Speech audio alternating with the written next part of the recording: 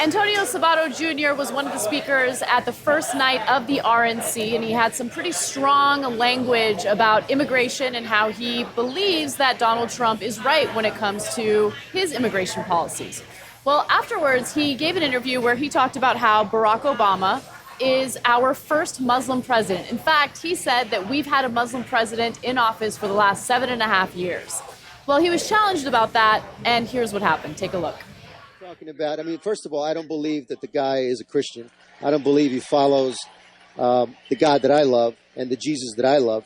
I think he has an agenda from the beginning. I think he's, he grew up. If you follow his story, if you read his book, if you understand about Obama, that's not a Christian name, is it?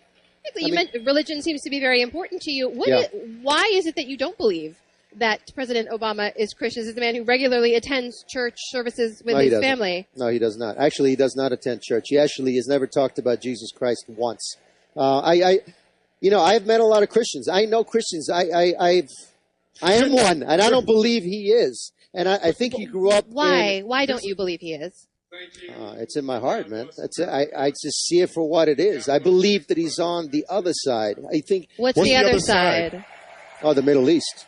Do you believe that we could never have a Muslim president or never have a Jewish president? We had one. We had a Muslim president for 7.5 years. You believe that President Obama is a Muslim? Absolutely. Is that what you're saying? Absolutely. And that is based on what you feel in your heart? That's what I believe. Yeah. Wow.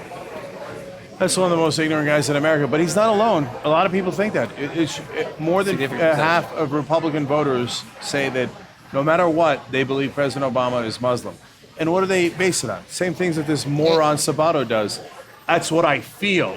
It's a fact, whether he's a Christian or Muslim. It's not a thing you feel. Yeah. He's mentioned Jesus once. Like, they all go to these crazy nonsense websites. They're not reading information. They're not reading news. It's what allowed George Bush to get reelected in 2004. Obviously, it's complicated. Obviously, John Kerry ran a terrible campaign. But they believed past the date of that campaign that Saddam Hussein was responsible for 9/11. They believed nonsense. And that same thing that has Americans, a majority of Americans for a long time, believing that Saddam Hussein was responsible for 9/11 when every piece of evidence was to the contrary, is the same thing that allows him to believe that Barack Obama is a Muslim. And let's not forget the second part of that when he says it, also it's an insult.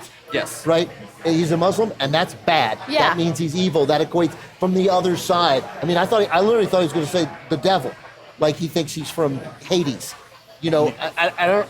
So they're filled with misinformation. We are in a hall of people filled with misinformation, and a right-wing media, many of whom know better, that feed that misinformation and take glee in it. It is why, going back to the Reagan Revolution in 1980, and Cenk has talked about this 1,000 times, where you literally just start saying, A, blame the refs, get the media to agree that, well, be afraid, Jesus, somebody might call me a liberal, and then spend 35 years saying the media, the professors, and the left-wing politicians. And the scientists. And the scientists.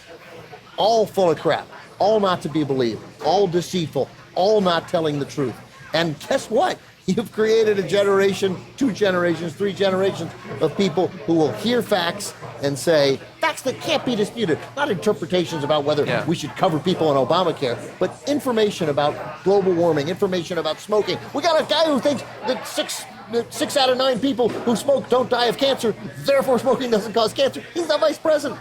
That's Mike Pence. He actually believes that. It's or like he was with paid kids, to believe that. when you keep kids away from being outside playing in the dirt and stuff, and they develop allergies to shit. You keep people away from facts for 35 years, and they become allergic to them. God, it's frustrating. And also, he says, I feel that he's a Muslim, but that doesn't explain anything. Why do you feel that? You feel that because you look at him and you see his skin color, and That's you hear right. his name. You hear his and name. you see that he has an international past, and you say, oh, he's the other. I didn't and so have- all the bad stuff is him. Think about how, I don't know, when someone is, as you just mentioned, like international, has traveled, whatever, like, I think, that person has had cultural experiences, they're well-rounded, right? I think that they have certain experiences that would be valuable if they wanted to be a leader. But conservatives look at that as a terrible thing, right? Oh my God, you have different colored skin than me. What kind of name is Obama? What kind of fucking name is Sábato? I don't hear the name Sábato and think, oh my God, that sounds like a Christian name. I hear that name and I think he might be really hot, right? Just keeping it 100 with you guys, all right? Okay, can I just say, let's not forget the fact that Barack Obama was born in the United States and Sabato was not. That's right. He was born in Italy, and he immigrated over here, Which is basically Kenya. And so, but he says, no, I get to be one of you. I get to be an American and a Christian, and I'm a real Christian. But he's not a real Christian, and implies he's not a. His name. He said his name. He's the other, even though Obama was born an American and Sabato wasn't. It's not that complicated, guys. Yeah. Yes, the name has a lot to do with it. But yes, it's because Italy is one of us, Kenya is not one of us. That's the bottom line. One other thing I wanted to mention or address in what he said in that interview, he talked about how Obama doesn't mention Christianity or Jesus or whatever it is enough, right? Here's the thing, I don't want to hear the president talking about Jesus. I'm not interested in that. His belief in Jesus has no impact on my life. It has no impact on any other Americans' lives, okay? What I care about is him talking about his policy, him talking about what he sincerely believes in, how he wants to help our economy and all the terrible situations that we're currently dealing with.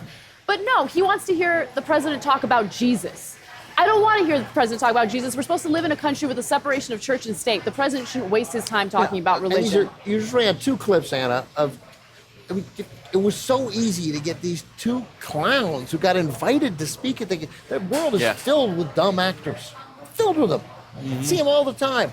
And you found 2 who are so profoundly dumb and insulting. Yes. One who called the former Secretary of State and First Lady and Senator from New York every valid policy reason to disagree with many of her positions.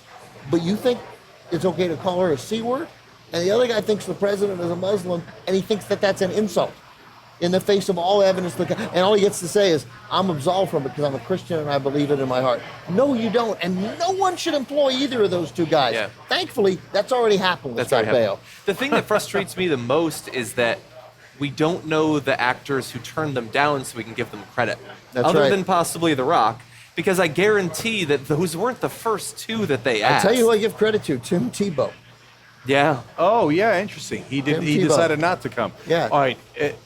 Anna said Sabato's mad that President doesn't talk about Jesus enough. You know who's supposed to talk about Jesus a lot?